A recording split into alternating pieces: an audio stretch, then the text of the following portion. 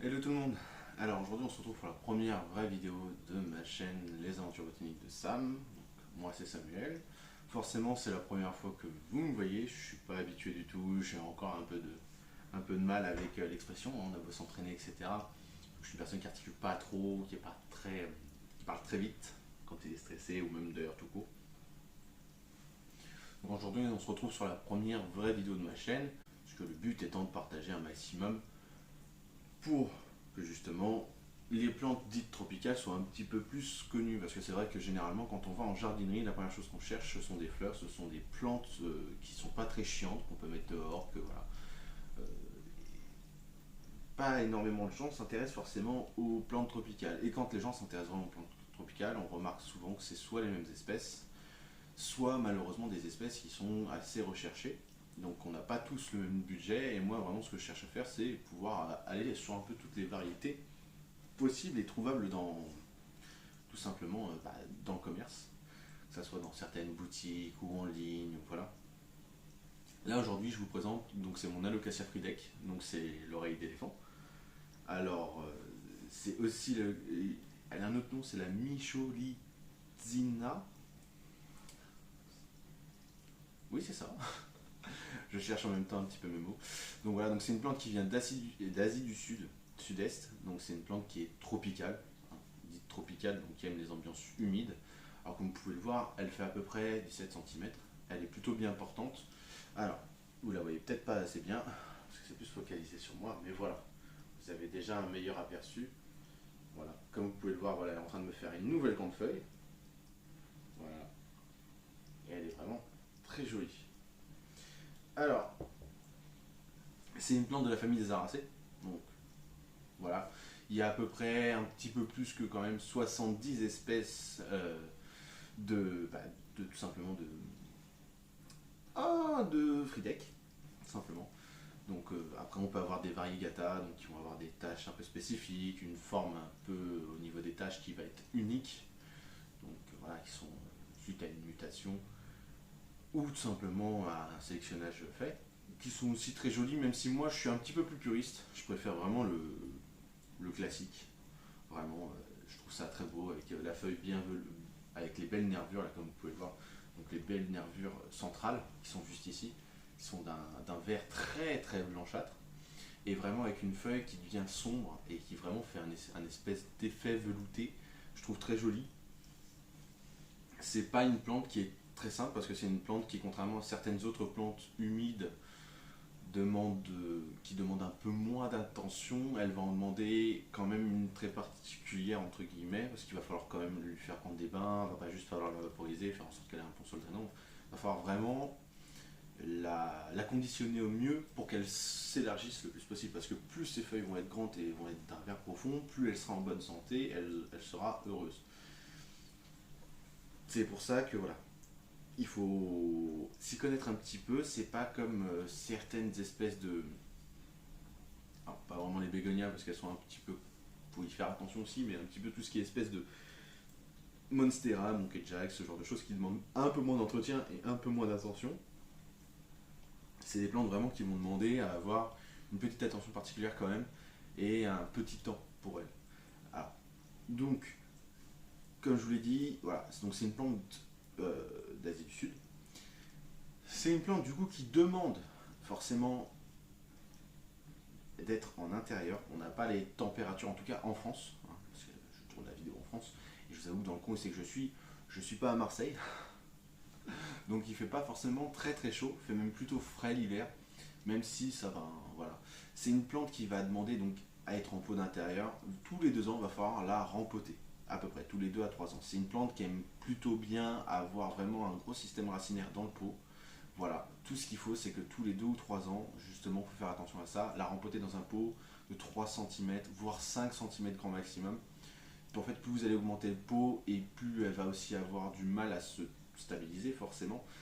Donc, moi, généralement, j'augmente de 5 cm pour vraiment lui laisser le plus de temps possible dans un pot, éviter de la rechanger tous les ans. Ça ne sert pas à grand chose, en vrai, à part justement faire en sorte qu'elle va vouloir plutôt essayer de se rattraper, parce que bah, forcément elle est enlevée, hein, donc le temps qu'elle se réhabitue au pot, etc., à l'humidité, il va falloir bien humidifier, il faudra changer le terreau, ou en tout cas changer partiellement et lui refaire un apport pour avoir un terreau qui va avoir vraiment une bonne teneur, que ce soit au niveau du pH du sol, en termes de micro-organismes à l'intérieur, donc le microbiote, etc. Et surtout une bonne porosité. Comme c'est une plante humide, il faut l'arroser souvent, en tout cas arroser entre guillemets, plutôt que faire prendre des bains et vaporiser sur les feuilles. Mais il faut aussi qu'elle ait un système de sol qui soit plutôt drainant pour éviter la pourriture. Mais on en reviendra plus tard. Pour ce qui est de l'entretien, chaud et humide, c'est très bien. Donc il ne faut pas descendre en dessous de 13 degrés minimum. Et déjà à 13 degrés, elle va pas être très contente. Vraiment, ce qu'on conseille vraiment, c'est 16 degrés minimum. C'est une plante qui va demander beaucoup de lumière, mais pas direct, tout simplement parce que le soleil sur beaucoup de plantes va avoir l'effet justement de brûler les feuilles. Et bon, c'est pas ce qu'on cherche non plus. Par contre, c'est une plante qui va vraiment adorer l'humidité et le soleil, et vraiment plus elle sera à la lumière, entre guillemets, comme j'ai dit encore une fois, pas directement face au soleil, genre une vitre ou une véranda. Il faut y faire un petit peu attention à ça. Mais par contre, c'est une plante qui va vraiment s'épanouir, excusez-moi, mon appareil bouge, qui va vraiment s'épanouir beaucoup. Donc, comme vous pouvez le voir, hein, c'est quand même des feuilles qui sont d'une assez grande longueur. Hein. C'est quand même la taille de mon avant-bras, je suis pas petit. Donc, voilà. Donc, comme j'ai dit, chaud et humide, le sol, faut qu'il soit riche et fertile, entre guillemets, donc surtout en humus. Et donc voilà, en humus, donc ça va être humus de la tourbe aussi. Ça va être justement à l'intérieur du sol un mélange donc, de terreau spécial, entre guillemets. Hein, on n'est pas du terreau pour fleurs de jardinage. Enfin, on pourrait, oui, si on pourrait s'y essayer, mais bon, ça fait un terreau qui resterait très humide et très compact. Donc on peut privilégier de la fibre de coco, donc vraiment de la fibre, pas de la poussière, parce que je sais que des fois on peut voir sur internet ce qu'on appelle la fibre de coco et c'est vraiment pas assez poreux et c'est pas assez gros pour vraiment laisser un bon drainage. Ça peut être de la fibre, enfin de l'écorce de sapin, donc de la fibre d'écorce de sapin, ça peut être de la perlite, de la vermiculite à l'intérieur aussi. Alors il faut y faire très attention, hein, certaines, comment on pourrait dire ça, certains ajouts dans votre terreau pourront augmenter la porosité ou la faire descendre. Et trop de porosité, ça peut être aussi mauvais pour certaines plantes. Alors là, généralement, pour tout ce qui est aracées et plantes humides, plus c'est poreux, plus ça fait des grosses feuilles, plus c'est nickel, plus c'est... Enfin, voilà. Moi, en tout cas, je sais que j'essaie vraiment de faire en sorte que ça reste humide et que ça soit poreux à la fois pour éviter le pourrissement. Alors, le problème des pourrissements des racines, c'est que ça va créer des maladies fongiques. Ça, comme vous pouvez le voir, il y a un pot, hein, c'est pas une plante qui pousse sans terre, ni même sans racines. En gros, ça va avoir donc tendance à faire des maladies fongiques qui vont tout simplement manger les racines, le rhizome, etc. et faire en sorte de pouvoir tuer votre plante ou en tout cas la rendre très malade. Voilà, il faut faire très attention, sachant que, bien sûr, hein, vous avez aussi, donc au niveau des maladies fongiques, vous avez des maladies bactériennes, etc.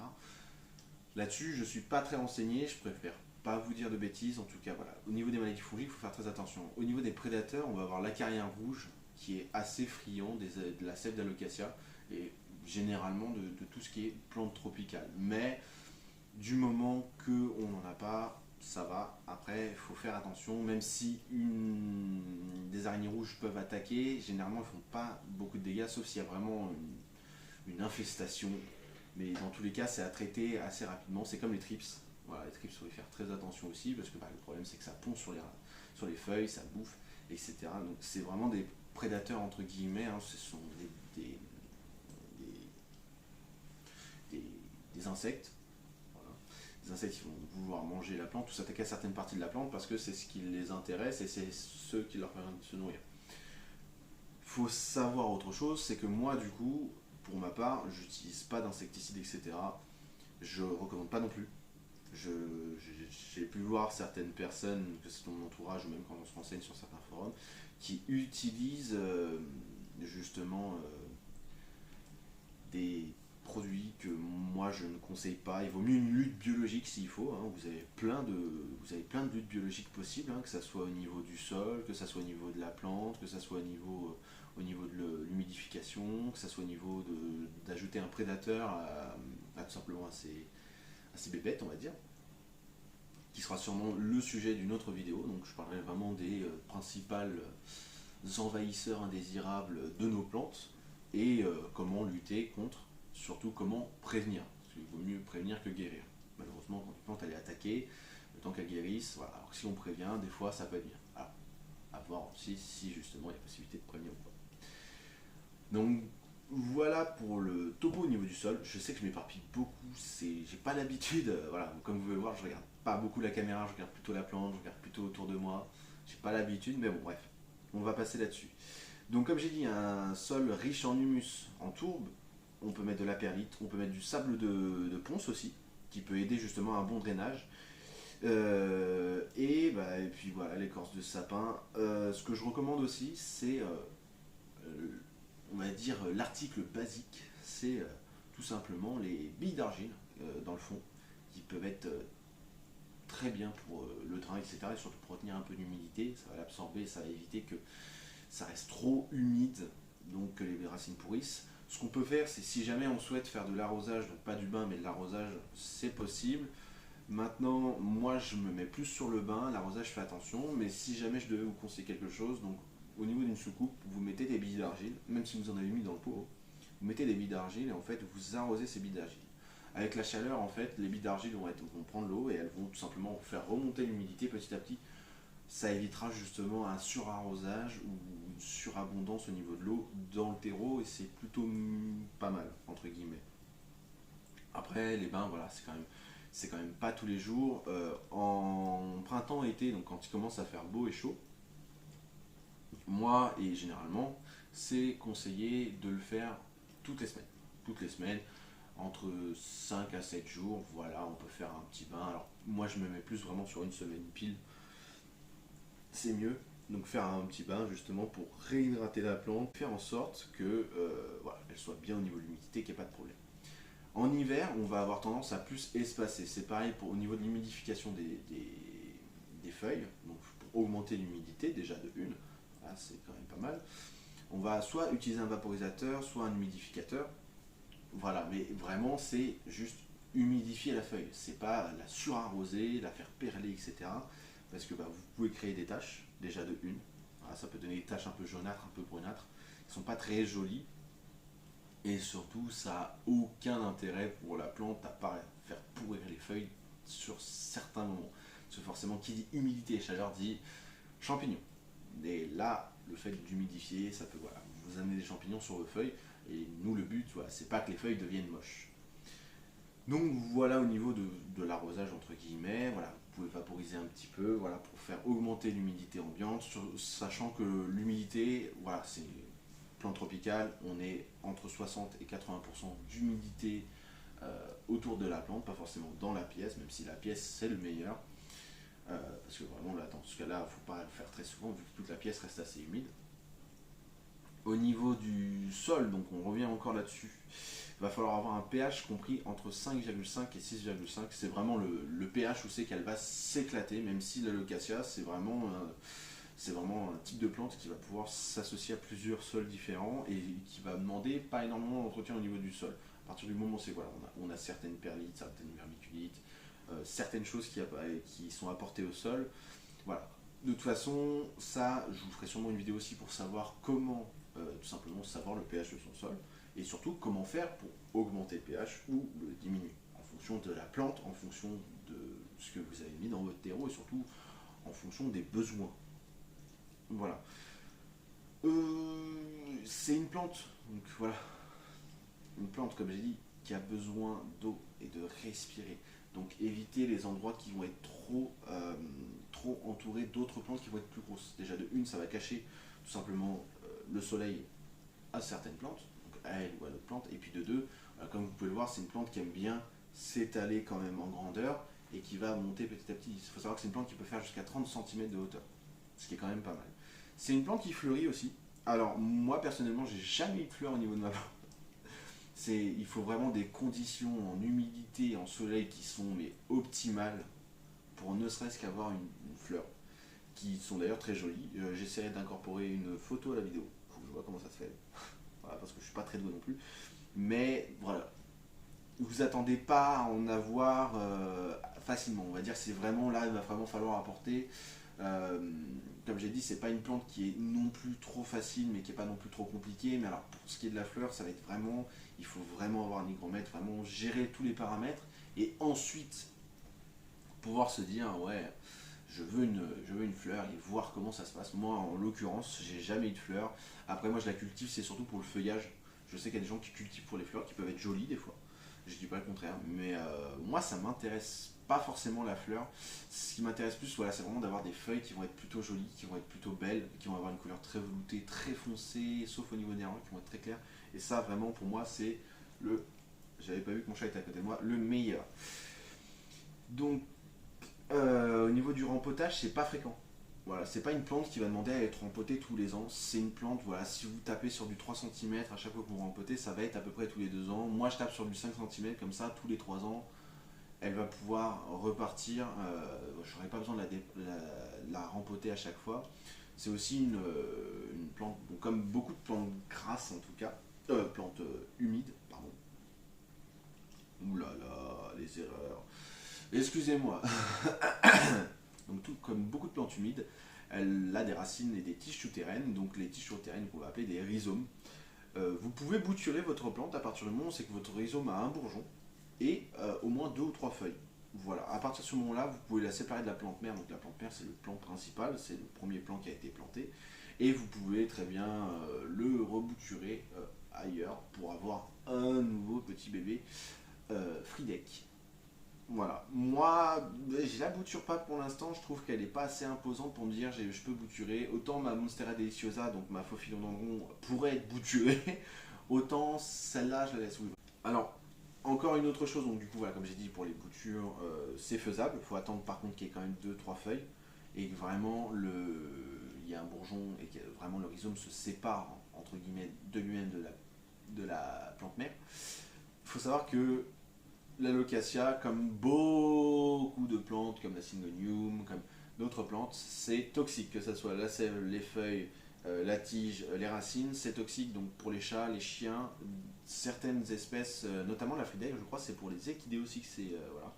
Donc donc ce qui veut dire toxique, bon voilà, tout ce qui va être vomissement, du mal à avaler, ça peut provoquer des crises urticaires, gonflement au niveau de la bouche, généralement, vu que les animaux goûtent avec la bouche, vu qu'ils ne peuvent pas prendre avec les mains, enfin, ils peuvent pas tester, voilà. Donc c'est pas à tenir à portée d'un chat, par exemple, qui va avoir tendance à manger les plantes, ou d'un chien. Moi, par exemple, mon chat, bon, vous pouvez voir, il n'en a absolument rien à foutre des plantes, et de toute façon, là où c'est qu'elles sont mises, elles sont en hauteur, et le chat, j'ai envie de vous dire que ma grosse mini ne va pas en hauteur. Comme vous pouvez le voir, ce n'est pas un chat qui est très actif, c'est un chat qui est une vieille mère. Mais bon, voilà, et surtout si vous avez des enfants, aussi tenir éloigné parce que ça peut avoir certaines réactions chez certaines personnes. Donc, comme beaucoup de plantes, hein, d'ailleurs, il ne faut pas se dire ah celle-là, oui, il faut faire attention. Il y a beaucoup de plantes qui peuvent être toxiques. Il y a des plantes aussi, certaines plantes tropicales, mais alors vraiment, c'est des plantes enfin, qu'il faut vraiment rechercher pour les avoir. C'est pas des plantes qu'on va avoir en jardinerie locale ou quoi. C'est vraiment, il y a certaines plantes qui vont avoir même des réactions cutanées avec, par exemple, de la sève donc de la plante ou quoi. Donc il faut faire attention, mais là en l'occurrence, voilà, toute la plante est toxique. Il faut y faire attention, tout ce qui est ingéré. Par exemple, si vous touchez de la sève, vous lavez bien les mains avec du savon parce que sinon vous allez avoir une piqûre d'abeille, on va dire. Donc moi, en l'occurrence, ça m'est jamais arrivé. Je fais assez attention quand même, même si voilà, comme vous voyez, je ne manipule pas avec des gants ou quoi que ce soit. Hein. Je suis là pour faire du jardinage. Donc j'estime que mes mains, si elles sont sales, c'est pas très grave. Donc pour ce qui est du pot. Alors, au niveau de l'arrosage, c'est très simple. En fait, quand vous voulez savoir si votre plante elle a besoin d'être de nouveau arrosée ou humidifiée, vous venez au niveau de votre terreau, donc juste ici.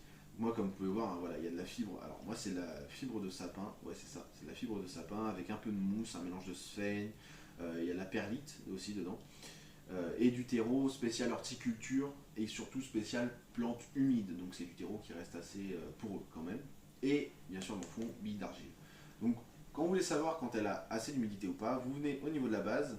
Si vous voyez que sur votre doigt, voilà, c'est légèrement humide. Hein.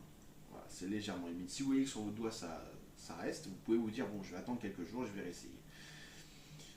Ça reste légèrement humide, donc voilà, elle a quand même un peu. Mais voilà, sinon n'hésitez pas à creuser un petit peu avec votre doigt, et là vous verrez vraiment que là ça peut rester. Et il faut laisser, moi c'est ce que je conseille, c'est laisser sécher la surface d'abord, ensuite vous mettez votre doigt à peine 1 cm dans la terre, et comme ça vous saurez s'il y a besoin d'un arrosage pour votre plante. Sachant que c'est des plantes qui vont vraiment avoir du mal à pardonner si on saute quelques arrosages, parce qu'en fait c'est l'Alocasia Fridec, comme la plupart des Alocasias, si je ne dis pas de bêtises, en tout cas je pense que je ne dis pas de bêtises. En tout cas pour la Fridec, ce qui va se passer c'est que si on saute, vraiment si on fait en sorte qu'elle ait une température qui est basse, et si on saute aussi certains arrosages, elle va avoir tendance à rentrer en dormance. Et alors là, ensuite, justement, pour ce qui est de la croissance, elle va avoir du mal à reprendre. Alors, la dormance, ça ne veut pas dire qu'elle meurt, ça veut juste dire que justement, elle réserve ses forces pour avoir un meilleur, enfin, pour vraiment attendre la période de chaleur et d'humidité pour pouvoir repartir. Mais c'est pas forcément ce qu'on recherche. On peut provoquer de la dormance si on le veut, mais il faut faire attention quand même. Moi, je la provoque pas, je n'en fais pas, je fais pas de dormance. J'évite un maximum. Pour ce qui est de l'engrais, alors il va falloir un engrais qui est organique, complètement organique, en tout cas le plus possible, parce que ça pardonne pas chez les plantes tropicales. Généralement, le chimique, c'est pas bon du tout. Donc de l'engrais organique dilué, donc ça sera toutes les 2 semaines, il faudra en apporter pendant l'ère du printemps-été, et après, bon, vous arrêtez forcément, la plante, elle ne va pas pouvoir prendre autant d'énergie. Voilà. Moi, je marche pas vraiment à l'engrais. Ça m'arrive de temps en temps quand je vois que la plante a du mal à pousser, je vais aider. Mais sinon, je fais sans engrais pour la plupart des plantes. Et ça aide, voilà, ça aide quand même pas mal. Ce qui va vraiment aider, c'est vraiment garder des bactéries qui vont être intéressantes pour le sol, qui vont du coup justement dénitratifier le sol, etc., qui vont justement apporter des nutriments et surtout apporter les minéraux importants. Ça va être important, ça va être par plein de choses, par de l'humus, ça peut, donc l'humus, c'est une couche végétale ou organique en tout cas, qui est morte entre guillemets, qui se décompose, donc qui crée justement des aliments pour le sol. Donc vous pouvez le faire vous-même, votre propre humus entre guillemets. Faut faire quand même très attention, il faut contrôler ce qu'on met dans l'humus, etc. On peut pas mettre tout et n'importe quoi en se disant ouais c'est du végétaux, c'est pas grave, ça repoussera. Et puis il faut surtout le donner au bon moment, parce que sinon vous risquez d'avoir pareil des débuts de champignons dans vos plants. Je dis ça parce que ça m'est arrivé, et pour s'en débarrasser, en fait on enlève tout. C'est chiant, mais voilà. Donc du coup voilà, il me semble que j'ai fait le tour au niveau de tout ça. Donc j'ai parlé de l'engrais, de la floraison, la température. Donc voilà, vraiment 16 degrés minimum pour moi, c'est vraiment le minimum du minimum. Il n'y a pas besoin de... Il n'y a pas besoin en fait de se dire ouais jusqu'à 13. Pour moi ça la laisserait rentrer en dormance, et j'en vois pas l'intérêt, surtout pendant la période dans laquelle on est. Les beaux temps commencent à revenir, le printemps c'est bientôt. Je vois pas l'intérêt de la remettre en dormance à ce moment-là.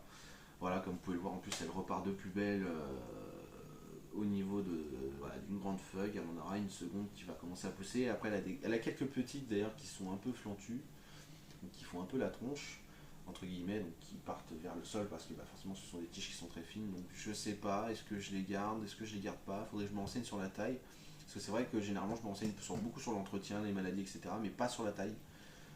Ça m'intéresse pas forcément, parce que je me dis que de toute façon si elle a pas d'intérêt à garder celle-là, elle va la laisser crever. Mais bon, ça ne l'aide pas non plus. Bref, pour moi, c'est une plante qui va être un peu plutôt sur de l'intermédiaire. Ça va pas être une plante à donner comme première plante, entre guillemets, à, à quelqu'un qui voudrait commencer à s'intéresser à une jeune personne, ou à quelqu'un qui est vraiment rentre là-dedans. Pour moi, c'est une plante qu'on va donner à quelqu'un qui en a déjà quelques-unes. Maintenant, c'est assez simple quand même de s'en occuper à partir du moment où c'est qu'on connaît les paramètres, donc l'humidité, la température, l'ensoleillement, l'arrosage, les maladies, l'acidité du sol, et justement la taille, que moi je ne maîtrise pas, en tout cas pas sur cette plante-là. On est vraiment sur une plante qu'on peut vraiment favoriser, et qu'on peut vraiment en faire une très très belle plante. Vous pouvez regarder des photos d'Alocasia Fridec vraiment à maturation. Elles sont très très jolies, elles sont très bellement feuillues, et elles sont loin d'être moches. Mais voilà, c'est une plante que je lui mettrais plutôt au niveau débutant intermédiaire. pas débutant, pas intermédiaire non plus, parce qu'elle reste quand même assez simple à partir du moment où c'est qu'on a toutes les bases autour. Mais c'est une plante, voilà, c'est une plante vraiment qui va être jolie pour son feuillage. On la cultive essentiellement pour ça. On peut la cultiver pour sa fleur, mais alors là, il faut vraiment des paramètres idéaux, comme j'ai dit précédemment. C'est vraiment une plante voilà, qui va demander vraiment la touche subtile pour pouvoir faire une jolie, mais vraiment une jolie fleur. Je vous invite à aller regarder sur internet. J'essaierai d'en incruster une quelque part ici ou là. Je ne sais pas vers quel écran est plus tourné parce que je filme pas avec un magnétoscope, donc j'ai pas de retour caméra. Je me vois dans mon téléphone, c'est tout. Donc voilà. Mais bon voilà, donc privilégiez un bon terreau. Surtout n'hésitez pas quand vous voyez que le terreau, la plante elle a un peu du mal aussi à grandir, même si vous donnez de l'engrais, etc. N'hésitez pas à refaire un surfaçage tous les ans. Tous les printemps, moi je renlève 3 à 5 cm au-dessus. Voilà, et je refais un surfaçage nouveau pour justement réapporter un peu de matière organique au sol. Ça peut être aussi pour ça. Voilà, on est tout bon pour aujourd'hui. Et puis bah donc sur le système de chaîne, je vais essayer de faire une vidéo par mois en tout cas, ou une vidéo toutes les 2 semaines. Et voilà, il faut savoir que du coup plus ma communauté, ma communauté va être grande entre guillemets, plus je pourrai recevoir de conseils aussi. Je suis vraiment aussi là-dedans, c'est pour ça que ça s'appelle Les Aventures. Ça s'appelle pas Samuel le spécialiste, ça s'appelle pas Sam le botaniste, ça s'appelle Les Aventures de Sam. C'est parce que je suis aussi nouveau là-dedans et que je m'y intéresse vraiment et que du coup si jamais il y a une critique ou dans les commentaires un exemple, vous avez des meilleures façons, par exemple au niveau de l'engrais, au niveau du rempotage, etc. N'hésitez pas à partager, n'hésitez pas à le dire tout simplement. Tous les conseils sont bienvenus, pas d'animosité, etc. Ça je tiens à le dire, parce que c'est vrai qu'on a tendance à voir certaines personnes qui veulent imposer le point de vue. Alors je dis ça juste en connaissance de cause, en regardant sur beaucoup de vidéos de certains botanistes, où c'est qu'on peut voir certains, alors c'est une minorité, hein, on le dit bien, certains commentaires qui peuvent être un peu négatifs. Alors, chacun a sa méthode. Des fois, il y a des méthodes qui marchent très bien pour nous et qui ne vont pas marcher pour d'autres en fonction de là où on habite, des conditions qu'on a de vie au niveau de la plante, etc. Partagez votre opinion, partagez vos aventures à vous, on va dire, sur ces plantes-là. Et surtout dans la bienveillance et surtout respecter le choix que certaines autres personnes ne puissent pas le faire. Après, on peut toujours se tromper, ça arrive à tout le monde et c'est pas grave. On est là pour conseiller et non pas pour euh, dénoncer, on va dire, quelque chose. Quelqu'un peut mal s'occuper d'une plante en pensant le faire bien et c'est pas forcément mauvais. Moi, pour ma part, je pense m'occuper bien de mes plantes. Maintenant, si jamais il y a des choses qui je devrais changer, je suis totalement preneur. Bon, bah, je vous dis à la prochaine et puis bah, profitez bien de vos beaux feuillages.